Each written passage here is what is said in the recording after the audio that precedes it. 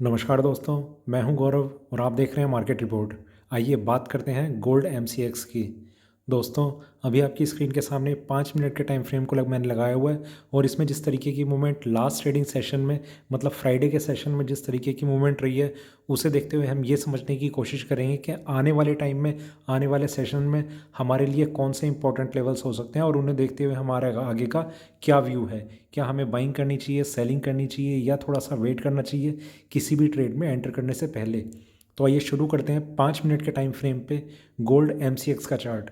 दोस्तों, जिस तरीके की हमने मूवमेंट देखी है पिछले कुछ सेशन में, पिछले हम लास्ट वीक की अगर बात करें तो 4 दिन मार्केट ने एक स्ट्रेंथ बनाने की कोशिश करी थी, जिसे मार्केट ने एक ही दिन में ख़त्म कर दिया अपने आखिरी ट्रेडिंग डे में। और फिर वहाँ पर उस सारी की सारी स्ट्रेंथ को ख़त्म करने के बाद मार्केट में थोड़ी रिकवरी आई है। मतलब ऑल इन ऑल अगर देखा जाए तो मार्केट ने एक अपना मिड पॉइंट चूज़ किया है जहाँ पर उसने अपनी क्लोजिंग दिखाई है। तो ये कहीं ना कहीं इस तरीके से भी समझा जा सकता है कि मार्केट में बायर्स और सेलर्स दोनों के लिए ख़तरनाक सिचुएशन भी है और उनके बेनिफिट के लिए भी है, जिन्होंने अपनी पोजीशन को थोड़ा सा होल्ड करके रखा, चाहे वो बायर्स हों या सेलर्स हों, कुछ भी हों। तो हम 5 मिनट के टाइम फ्रेम पे अगर देखें तो मार्केट की ओपनिंग हुई थी और ओपनिंग में ही मार्केट ने एक गैप डाउन ओपनिंग दिखाई थी और वहाँ से मार्केट ने एक थोड़ा सेलिंग प्रेशर बनाने की कोशिश करी, ऊपर के प्राइसेस को होल्ड करने की कोशिश करी, जिसमें अगर हम इवनिंग वो आफ्टरनून सेशन से देखें, जो मैंने बताया था कि आफ्टरनून सेशन से पहले मार्केट में सेलिंग का आना थोड़ा सा मुश्किल है। तो आफ्टरनून सेशन जैसे स्टार्ट हुआ, इसमें एक सेलिंग आनी शुरू हो गई और मार्केट ने काफ़ी नीचे के लेवल्स हमें दिखाए, जिसमें हमारा एक लोएस्ट लेवल टच किया 48,685। और इसमें जो हाई लगा था हमारा वो था मतलब कल की बात नहीं करते हम, उससे लास्ट ट्रेडिंग सेशन की बात करते हैं, 49,765। इस प्राइस को मैंने उस दिन आपको बताया था कि इस प्राइस का स्टॉप लॉस लेके हम मार्केट में सेल कर सकते हैं अगर 49,500 ब्रेक हो जाता है। तो वो उस चीज़ का साइन होगा कि मार्केट में ये जो 3-4 दिन से जो ये अप ट्रेंड चल रहा है, ये कहीं ना कहीं एंड होता हुआ हमें नज़र आएगा। तो उस दिन तो बहुत मेजर कुछ सेलिंग आई नहीं थी, मार्केट ने 300 कुछ का लो लगा के थोड़ा सा हल्का सा ऊपर जाके मार्केट ने अपनी क्लोजिंग कर दी थी। पर जो सेलिंग आई इसमें वो next day I. Next day का एक लेवल मैंने बताया था कि 49,100 भी अगर ब्रेक हो जाता है तो मार्केट में सेलिंग प्रेशर काफ़ी ज़्यादा बन जाएगा, जिसमें हमें काफ़ी नीचे के लेवल्स देखने को मिल सकते हैं। तो पर मार्केट ने यहाँ पर इसके बाद एक जो लास्ट लेवल था वो था 49,500 का। ये भी अगर सेम डे ब्रेक हो जाता तो मार्केट में और ज़्यादा उसी दिन, सॉरी 48,700, वो 500, तो उसी दिन मार्केट में एक अच्छी खासी एक करेक्शन हमें और देखने को मिल सकती थी, जिसमें नीचे में 48,000 के लेवल सेम डे आपको देखने को मिलने के चांस थे। पर मार्केट में ऐसा हुआ नहीं। 500 से थोड़ा सा ऊपर ही मार्केट ने थोड़ा सपोर्ट लिया और वहाँ से थोड़ी अपनी रिकवरी दिखाने की कोशिश करी, जिसमें इसका लास्ट ट्रेडिंग प्राइस था 49,190। आइए थोड़ा सा आगे चलते हैं 15 मिनट के टाइम फ्रेम पे, वहाँ देखते हैं कि किस तरीके का हमें ट्रेंड नज़र आ रहा है। यहाँ पर अगर हम बात करें तो मार्केट में एक स्ट्रेंथ थी, धीरे धीरे मार्केट में ऊपर के लेवल्स हमें देखने को मिले। यहाँ पर जो ये इस दिन का जो सेशन था, इसमें जिस तरीके का ट्रेंड आया, इसमें बहुत सारे जो ट्रेडर्स थे वो पैनिक हो गए। किसी का प्रॉफिट जो ये सोच रहा था कि मुझे मिल नहीं पाएगा, उसे प्रॉफिट मिल गया। कोई ये सोच रहा था कि मुझे आज लॉस नहीं होगा, उसे लॉस हो गया। तो इस तरीके का सेशन था। मार्केट ने पहले ऊपर गया और फिर नीचे जिस तरीके से उसने एक सेलिंग दिखाई थी, ऐसा लग रहा था कि मार्केट में अब रिकवरी नहीं हो पाएगी। पर उस दिन प्रेसिडेंशियलशिप की मेरे ख्याल से स्वेरिंग इन सेरेमनी थी, तो उसे देखते हुए मार्केट की कुछ एक्सपेक्टेशन थी। वहाँ पर मार्केट ने एक अप ट्रेंड दिखाया, जिसमें काफ़ी ऊपर के लेवल हमें देखने को मिले। 49,600 के ऊपर का कुछ हाई लगाया और उसके नेक्स्ट डे 49,765 का एक हाई लगा के काफ़ी देर तक मार्केट ने कोशिश करी थी ऊपर में रहने की। वहाँ से मार्केट में धीरे धीरे सेलिंग का एक प्रेशर बना, जो नेक्स्ट डे तक कंटिन्यू रहा, जिसमें हमें वापस वीकली लो के आसपास मार्केट आता हुआ नजर आया। पर वहाँ पर मार्केट में एक रिकवरी हमें देखने को मिली, तो बीच में कहीं पर ये मार्केट क्लोज हो गया। इस तरीके का पूरा हम एक वीकली सेशन अगर देखें तो इस तरीके का रहा है, जिसमें हमने देखिए, मैं आपको ये चीज़ बताता हूँ कि जब भी मार्केट में एक बाइंग आती है, अप ट्रेंड बनता है, वो अगर थोड़ा सा फ्लैटिश बन रहा है, मतलब बहुत स्पीड से ऊपर नहीं बढ़ रहा, तो सेलिंग के चांसेस काफ़ी ज़्यादा बढ़ सकते हैं एक छोटा सा ब्रेक डाउन लेवल को ब्रेक करते ही।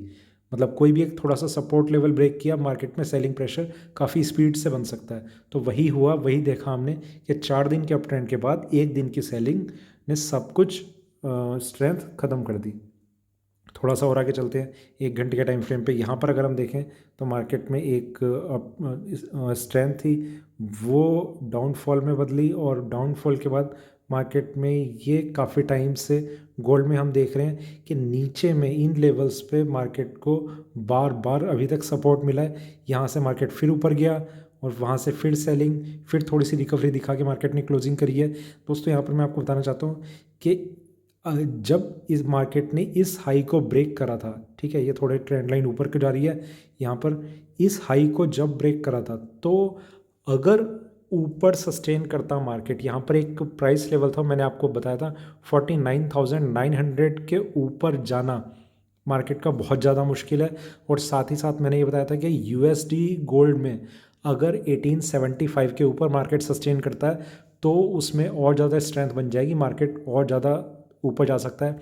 दोनों जगह यही हुआ, यहाँ पर इस प्राइस के नीचे मार्केट रहा और काफ़ी अच्छे से मार्केट ने एक रेजिस्टेंस फेस किया।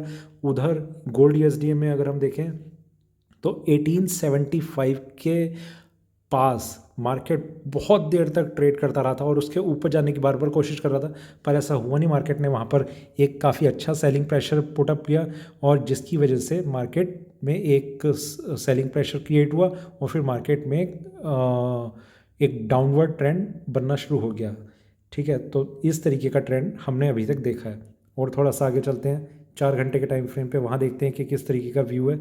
यहाँ अगर हम बात करें तो मार्केट में एक साइडवेज ट्रेंड स्ट्रेंथ में कन्वर्ट हुआ और वहाँ से मार्केट में स्ट्रेंथ को लूज़ करता हुआ यहाँ से वापस एक हमने स्ट्रेंथ बनती हुई देखी। इसे अगर हम एक लॉन्गर टाइम फ्रेम पे देखें तो ये थोड़ा सा नीचे का एक कर्व बन रहा है। ठीक है, यहाँ से मार्केट ने एक डाउनवर्ड ट्रेंड बनाया और अभी अगर हम देखें तो मार्केट यहाँ से थोड़ा रिकवर करता हुआ हमें इंट्राडे में सिर्फ हमें नज़र आ रहा है। बाकी हम देखेंगे कि वीकली ओपनिंग कैसी रहती है, उस पर हमारी सबसे ज़्यादा नज़र बनी रहेगी कि वीकली ओपनिंग कैसी होती है। थोड़ा सा और आगे चलते हैं 8 घंटे के डेली चार्ट पे। यहाँ पर अगर हम देखें सेलिंग, वहाँ से मार्केट में बाइंग, वहाँ से कंसोलिडेशन, स्ट्रेंथ, फिर मार्केट कंसोलिडेशन फेज़ में, और अभी जो इसने लास्ट क्लोजिंग दिखाई है वो है 49,140 की। मंडे की ओपनिंग देखेंगे सबसे पहले हम कि कहाँ मार्केट ओपन करता है और उसके हिसाब से हमारे कुछ एक लेवल जो नियर बाय लेवल है उसमें ही कुछ चेंज आ सकता है कि मार्केट अभी उसके लिए हम बात करते हैं कि वो कौन सा लेवल है। चलते हैं हम वापस 15 मिनट के टाइम फ्रेम पे और अब उस लेवल की बात करते हैं जिससे मैं आपको बताना चाहता हूँ कि उस लेवल में ही सिर्फ चेंज आ सकता है ओपनिंग प्राइस को लेके। वो प्राइस है 48,850। मार्केट में अगर कोई भी अभी अगर सेलिंग प्रेशर बनना है इंट्राडे के हिसाब से तो वो कम से कम उसे 48,850 ब्रेक करना होगा। अदरवाइज मार्केट में अभी कंसोलिडेशन के ही चांसेस बन रहे हैं। जिस तरीके का एक ट्रेडिंग पैटर्न चार्ट फॉर्मेशन बन रही है तो 48,850 अभी जब तक ब्रेक नहीं होता मार्केट में कुछ आप इंट्राडे में भी अभी आप सेलिंग एक्सपेक्ट नहीं कर सकते। हो सकता है कि मंडे का मार्केट एक रेंज में ट्रेड करे। उसका एक मैं आपको एक बड़ा रीज़न बता सकता हूँ जो टेक्निकली तो नहीं पर एक माइंडसेट को कंट्रोल करने के लिए कई बार ऐसा मैंने देखा है कि होता है। नेक्स्ट डे हम मंडे से नेक्स्ट डे अगर देखते हैं तो हॉलीडे है 26 जनवरी का, तो उस वजह से हो सकता है मंडे को मार्केट एक मतलब किसी भी तरीके का हो सकता है। चांसेस कंसोलिडेशन की इसलिए लग रहे हैं क्योंकि एक अनसर्टेनिटी में लेकर मार्केट को क्लोज करेंगे कि कहाँ पर मार्केट जाएगा, बाइंग में जाएगा, सेलिंग में जाएगा। 26 जनवरी को एमसीएक्स में जो ट्रेड करते हैं वो इतने ज़्यादा हेल्पलेस अपने आप को महसूस करेंगे कि वो कुछ कोई ट्रेड नहीं कर सकते उस दिन अपनी पोजीशन को, मतलब।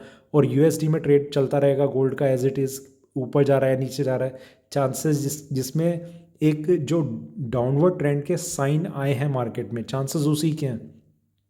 पर हम अगर वेडनेसडे को फिर देखेंगे तो मार्केट में एक गैप अप या गैप डाउन ओपनिंग हमें काफ़ी बड़ी देखने को मिल सकती है। तो वो एक सबसे बड़ा रीज़न मुझे लग रहा है कि मंडे को मार्केट कंसोलिडेशन फेज़ में रह सकता है। बाकी ऐसे चांसेस लग रहे हैं, पर इसका मतलब ये नहीं कि हम लेवल्स को इग्नोर करेंगे। 48,850 पहला लेवल है। दूसरा, अगर मार्केट में ये वापस अगर थोड़ी सी भी स्ट्रेंथ दिखती है, वो भी बहुत छोटे टाइम फ्रेम मार्जिन के लिए, मुझे लग रहा है 49,380 अगेन वही लेवल है जिसकी मैं थोड़ा टाइम पहले बात करता था। ये प्राइस अगर ब्रेक होता है तो मार्केट में और करीब 100-150 पॉइंट की, मतलब 480 साढ़े 500 तक मार्केट जा सकता है। इससे ऊपर नहीं लग रहा है। यहाँ से मार्केट में वापस एक टर्न लेने के चांसेस बन जाएंगे। तो यहाँ तक की कुछ एक्सपेक्टेशन है, पर 49,380 के ऊपर थोड़ा मार्केट में स्ट्रेंथ आने के चांसेस ज़रूर बढ़ जाएंगे। नीचे में मैंने बताया 48,850, ऊपर में मैंने बताया आपको 49,380। और दूसरी चीज़ कि मार्केट में अब अगर ये वाला हाई ब्रेक होता है तो वो ज़रूर सेलर्स के लिए एक एक साइन बन जाएगा इस चीज़ का कि अब मार्केट में स्ट्रेंथ इस तरीके से आ सकती है कि 49,900 भी ब्रेक होगा, 50,000 भी ब्रेक होगा, और मार्केट फिर और ज़्यादा अपसाइड मूवमेंट दिखा सकता है। पर उसके चांसेस बहुत कम क्यों लग रहे हैं, उसका सबसे बड़ा रीज़न है गोल्ड यूएसडी अगर कांस्टेंट रहता है, उसमें कोई चेंज नहीं होता। यहाँ पर अगर मान लीजिए 1856 पे अगर क्लोज हुआ है तो ये यहीं पर रहता है। और MCX पे अभी हमने देखा 49,140 पर क्लोज हुआ है। USD INR में क्योंकि ये बहुत ज़्यादा एक्सपेक्टेड है कि उसमें डाउन ट्रेंड नेक्स्ट वीक बना रह सकता है, और छोटा मोटा नहीं, काफ़ी बड़ा, वो अगर डाउन ट्रेंड रहता है तो इसका प्राइस भले ही 1856 रहे, MCX पे हम तब भी एक्सपेक्ट कर रहे हैं कि एटलीस्ट 49,000 से नीचे का प्राइस तब भी आ जाएगा USD INR के नीचे आने से। ठीक है, ये मेजर रीज़न है जिस वजह से मैं MCX पे थोड़ा गोल्ड USD से ज़्यादा मैं निगेटिव हूँ ट्रेंड को लेके। तो दूसरा लेवल की अगर हम बात करें डाउन साइड में, तो वो वही है 48,600 के नीचे। वैसे हम इसे समझ सकते हैं, यहाँ पर इसका थोड़ा सपोर्ट लिया हुआ है। 48,600 अगर ब्रेक होता है तो मार्केट में same day chances, same day के ज़्यादा हैं कि सेम डे ही 48,000 के आसपास का कोई प्राइस टच करने की कोशिश करेगा। और ऊपर में मैंने आपको बताया 380 एक लेवल है, उसके ऊपर 49,900 एक लेवल है, पर इसके ब्रेक होने के चांसेस तभी ज़्यादा बन जाएंगे जब वो 765 को ब्रेक कर देगा। ठीक है, तो ये था मेरा all in all gold MCX पे अभी का व्यू। कुछ चेंज होगा तो हम मंडे को देखते हैं कि किस तरीके का रहता है। तो दोस्तों, अगर वीडियो अच्छा लगे तो लाइक करें, शेयर करें, बने रहे मेरे साथ, देखते रहिए मार्केट रिपोर्ट। धन्यवाद।